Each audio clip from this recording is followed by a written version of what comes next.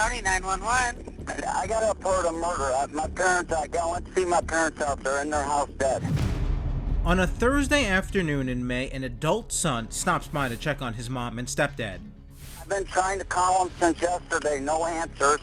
When he walked through the door of their rural Michigan home, I seen something on the floor. I walked in the kitchen. They're both right next to each other, So laying on the floor. the bodies?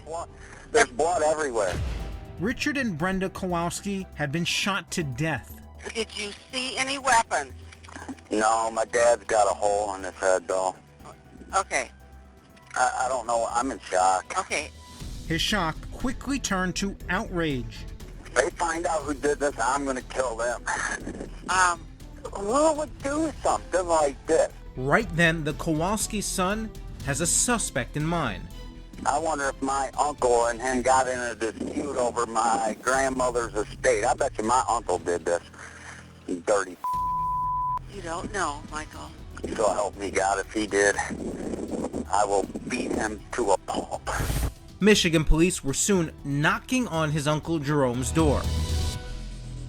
9 years later, Jerome Kowalski is sitting behind bars, speaking with Crime Watch Daily on a prison phone, revealing what he says happened that night. I was drinking and taking Vicodin and stuff, and my head was spinning.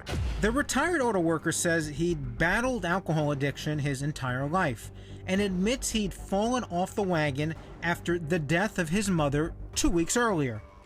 I was totally discombobulated. The surprise police visit and shocking news about the murders of his brother and sister-in-law left Jerome stunned. They informed him of his brother's death, and he was upset. Upset, scared, and drunk, without thinking much about it, Jerome submitted to questions for about 90 minutes. The police were interrogating me at my house and going through all my files. They asked him, when was the last time you were at your brother's house? Jerome told them it had been about 10 years, but the questions kept coming. Jerome, are we ever going to find any DNA of yours at the scene?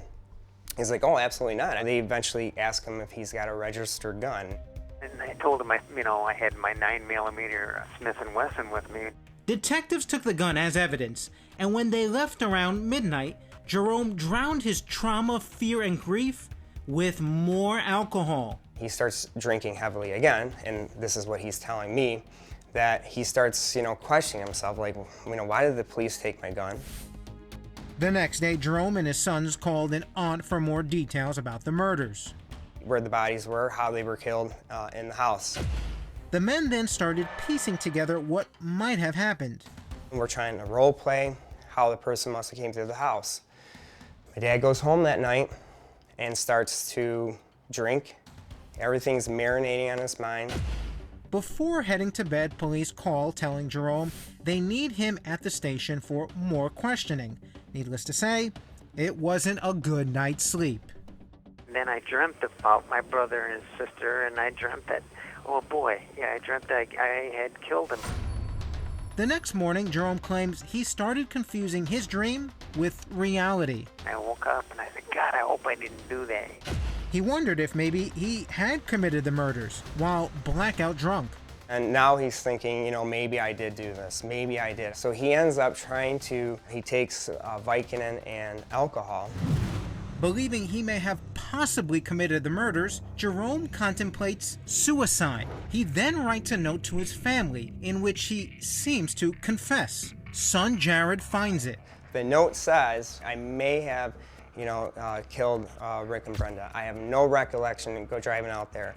I don't, know how I would have got out there. So it's all these, may have, I'm not sure. But your dad does write a note basically confessing. Yes. After you read the note, did you think your dad was a stone cold killer? Absolutely not. There still was that doubt. I'm shaking. There's confusion. But I kept reading those words in my mind. I think I may have. The letter was turned over to police, and for the next 2 days, Jerome was interrogated by detectives. See, that's where I lose my patience, Jerry. What do you mean then I wasn't there? Were you there or not? Jared Kowalski gave Crime Watch Daily a portion of the interrogation recorded by police. He first explains the scene exactly the way we talked about it at my home when we were, role-playing.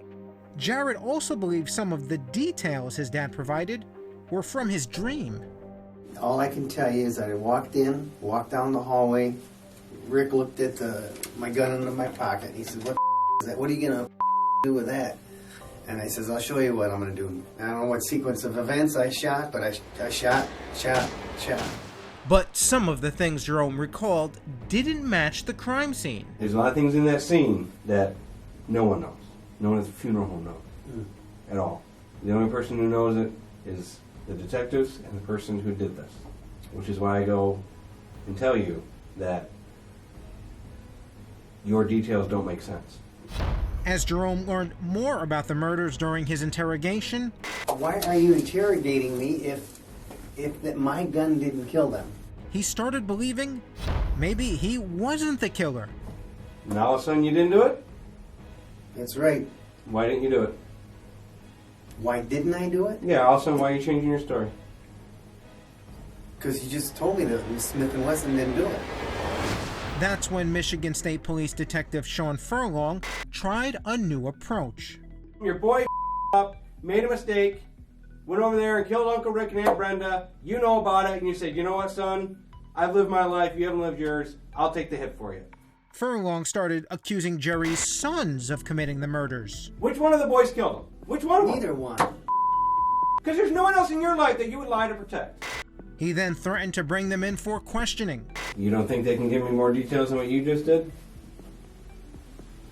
Absolutely not. Absolutely not. No way. No way. And if I told you that they were doing that, that would surprise you? They were doing what? Giving me more details than you were? Yeah, that would surprise me. Okay. Why would that surprise you? Because how would they know? Maybe they're there. Maybe they did it. They didn't do it. Jerry Kowalski claims he didn't want his sons to go through what he was going through, so he finally gave police a signed confession. And I just basically signed that to get him off my back. It's a decision he would soon regret. I know I shouldn't have. Up next, Jerome stands trial for double murder They have no DNA of my father's. and a twist no one saw coming. Judge Brennan lied. Rumors of a secret affair turn real when the judge's own divorce leads to intimate revelations. A love connection with the lead detective in the murder trial.